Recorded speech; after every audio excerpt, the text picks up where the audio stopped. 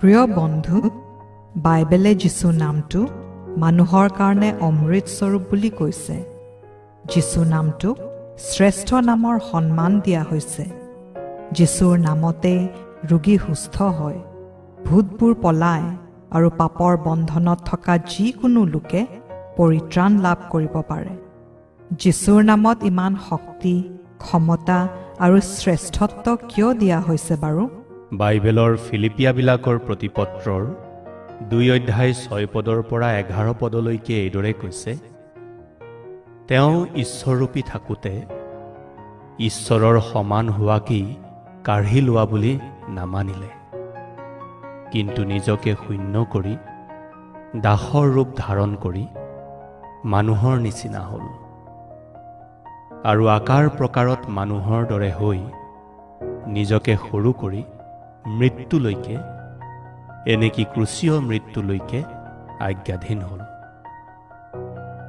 এই হেতুকে স্বৰ্গত, পৃথিৱীত আৰু পৃথিৱীৰ তলত নিবাস কৰা সকলোৱে যেন যীশুৰ নামত আঁঠু লয়, আৰু যীশু খ্ৰীষ্ট যে প্ৰভু, ইয়াক যেন পিতৃ ঈশ্বৰৰ গৌৰৱৰ অৰ্থে সকলো জীৱাই স্বীকাৰ কৰে। এইকাৰণে ঈশ্বৰে তেওঁক অতি ওখ পদ দিলে, আৰু সকলো নামতকৈ সেই শ্ৰেষ্ঠ নাম তেওঁক দান কৰিলে। যীশুৱে নিজকে কেতিয়াও শ্ৰেষ্ঠ প্ৰদৰ্শন কৰা নাছিল। ইচ্ছা কৰা হ'লে তেওঁ দেখুৱাব পাৰিলেহেঁতেন। তেওঁ স্ব ইচ্ছাৰে নিজকে নম্ৰ কৰি ক্ৰুচীয় মৃত্যুলৈকে আজ্ঞাধীন হ'ল। যীশুৱে স্বৰ্গীয় সকলো গৌৰৱ, আদৰ, মহিমা ত্যাগ কৰি মানুহৰ পৰিত্ৰাণৰ বাবে মানুহৰ ৰূপ ধাৰণ কৰি মানুহৰ হৈ ক্ৰুচত বলি হ'ল। মানুহে পাবলগীয়া সকলো যাতনা তেওঁ নিজৰ শৰীৰত ল'লে, যাতে মানুহে সেইবোৰৰ পৰা ৰক্ষা পায়। সাধাৰণ মানুহৰ দৰে জন্ম হৈ সাধাৰণভাৱে জীৱন যাপন কৰিলে, নিজৰ শিষ্যসকলৰ ভৰি ধুলে আৰু তেওঁক নিন্দা কৰাসকলৰ বাবে ক্ষমা প্ৰাৰ্থনা কৰিলে। যোহনে লিখা শুভবাৰ্তাৰ 17:5 কৈছে, হে পিতৃ, জগত হোৱাৰ আগেয়ে তোমাৰে সৈতে থাকোঁতে মোৰ যি মহিমা আছিল, সেই মহিমাৰে এতিয়া তোমাৰেই সৈতে মোক মহিমান্বিত কৰা।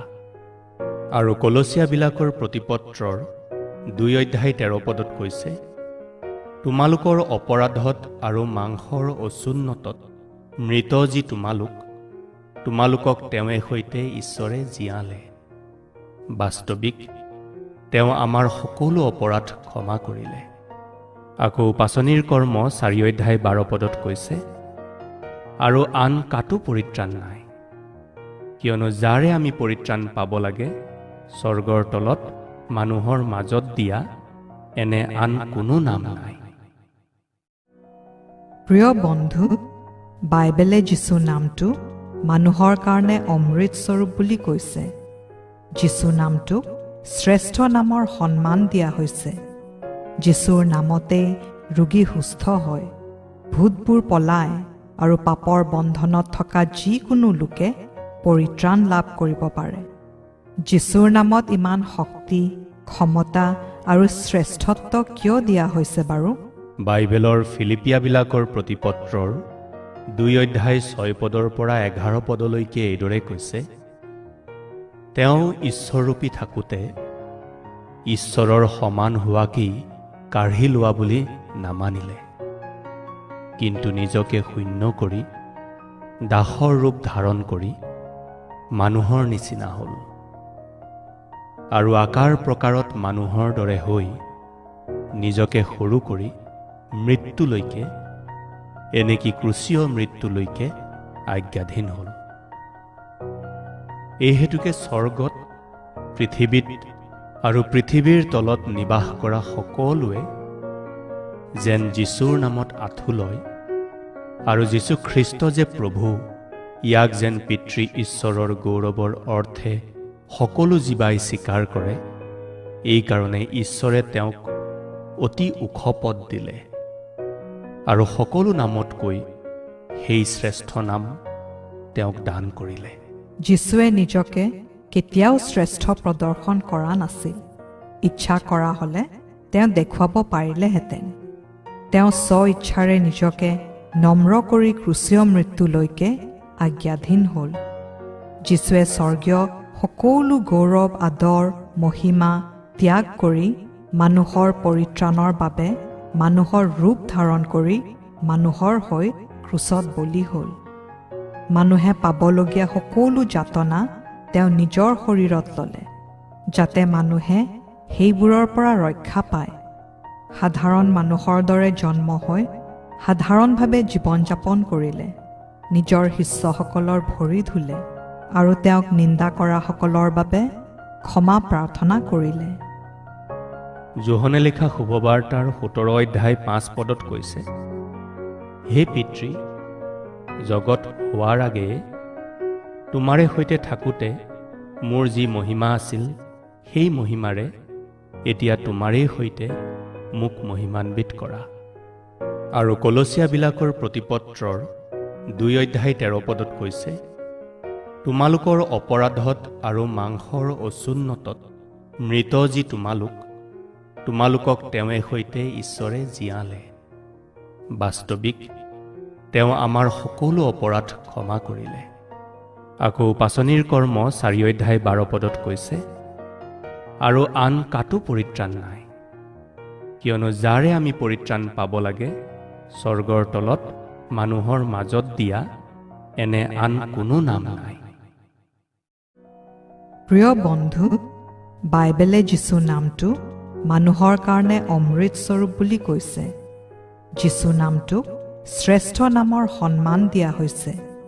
যীশুৰ নামতেই ৰোগী সুস্থ হয়, ভূতবোৰ পলায় আৰু পাপৰ বন্ধনত থকা যিকোনো লোকে পৰিত্ৰাণ লাভ কৰিব পাৰে। যীশুৰ নামত ইমান শক্তি, ক্ষমতা আৰু শ্ৰেষ্ঠত্ব কিয় দিয়া হৈছে বাৰু?